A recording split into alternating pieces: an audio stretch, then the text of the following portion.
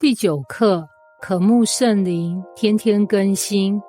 本课我们将深入探讨如何渴慕圣灵，天天更新，并鼓励信徒建立与圣灵亲密同行的生活方式，最终经历天天被圣灵充满所带来的喜乐与力量。1. 渴慕圣灵，天天更新。渴慕圣灵就像口渴的人寻找活水，只有圣灵能满足我们灵里的需要。诗篇42篇1节形容道：神啊，我的心切慕你，如鹿切慕溪水。1. 渴慕的起点，认识自己的干渴。玛利亚是一位忠实的基督徒，但她渐渐感到自己的灵命枯竭，甚至对灵修和聚会失去热情。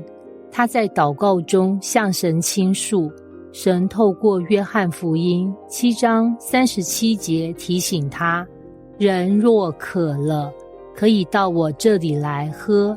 她才意识到她的灵里需要更多的圣灵同在来滋润她。2. 渴慕的培养，常常敞开心门。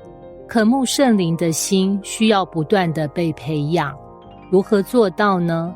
首先是透过读经与祷告，常常提醒自己，圣灵是我们每日需要的力量泉源。其次，留意生活中的小事，学习辨识圣灵的声音。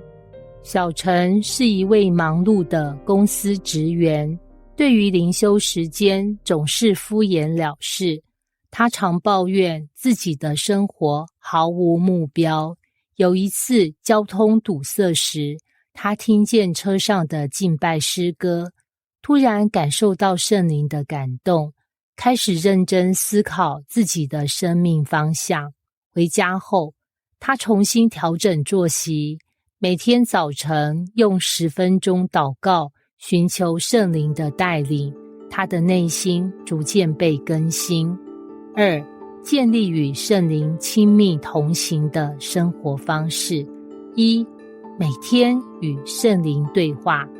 与圣灵建立关系，如同与挚友交流。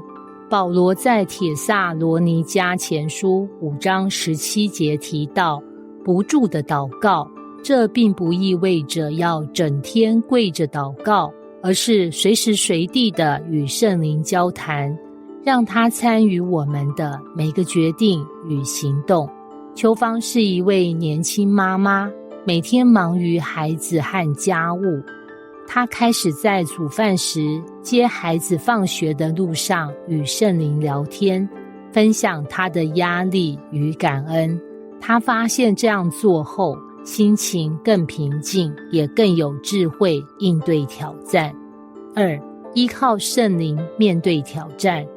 与圣灵同行，并不意味着人生没有困难，而是即使在困境中，也有力量和盼望。大卫是一名大学生，准备毕业时，面临找工作的压力。他曾数次遭拒，但在祷告中，他感到圣灵给予他信心和耐心。终于，他在一次意想不到的机会中，得到了理想的工作。3. 创造属灵的习惯。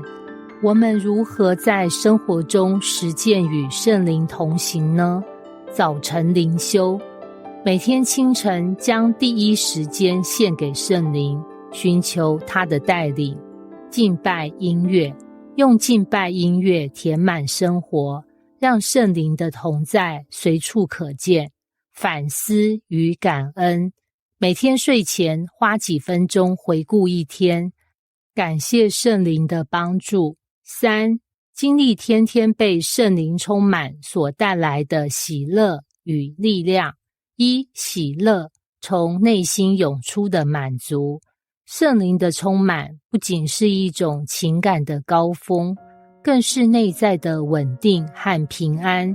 加拉太书5章22节到23节描述的圣灵果子，爱、喜乐、和平，这些都是天天被圣灵充满后的生命特征。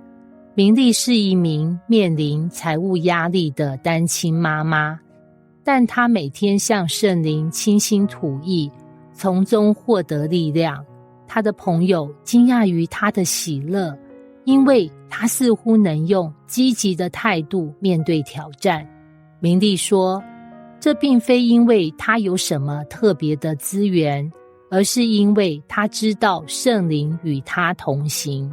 2. 力量，面对每一天的挑战。被圣灵充满的生命充满活力，即使外在环境艰难，也能持续行走在神的道路上。